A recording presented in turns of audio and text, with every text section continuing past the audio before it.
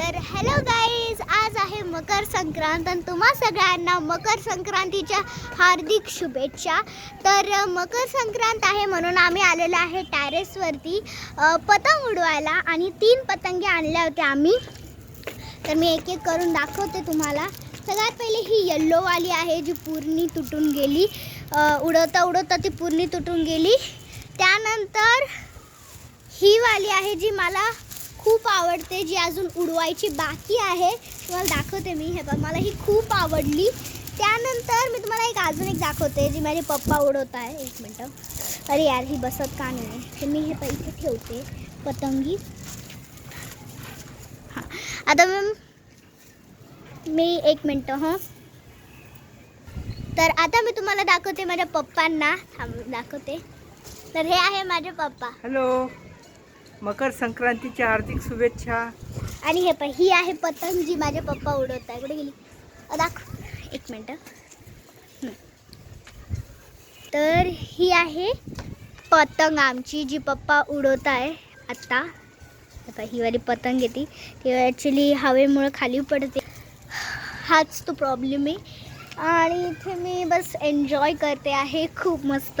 जेव्हा पतंग उडेल ना तेव्हाच मी त्याचा मजा घेऊ शकेल. आणि इतकं भारी वाटतं ना की आम्ही पूर्ण म्हणजे असं टेरेसवरती आलेलं आहे. इतकं छान वाटतंय.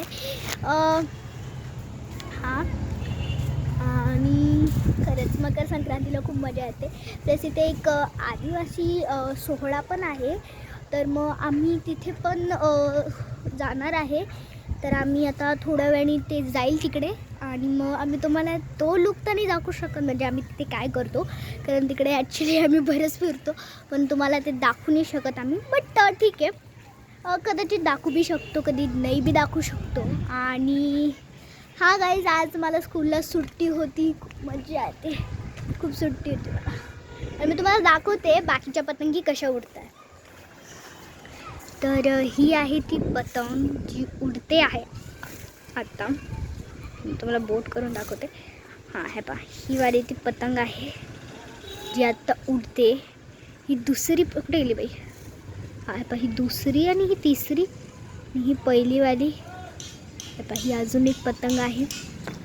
आणि ओव्हरऑल इथे इथे नाही, हे नाही आहे, इथे काहीच नाही आहे. प्लस इथे आमची पतंग उडते. हे पण तुम्हाला दाखवतो मी. आणि खूप उंच उंच जाते ती, उंच उंच जाऊन परत खाली येते ती. आणि आता खूप उंच गेलेली आहे. तुम्ही बघू शकता आमची पतंग किती उंच गेलेली आहे.